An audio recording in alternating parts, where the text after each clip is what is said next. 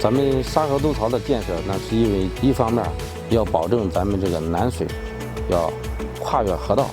向北输送，另一方面呢就是说要保证这个防洪安全，所以说就是说它相当于一个立交桥的形式。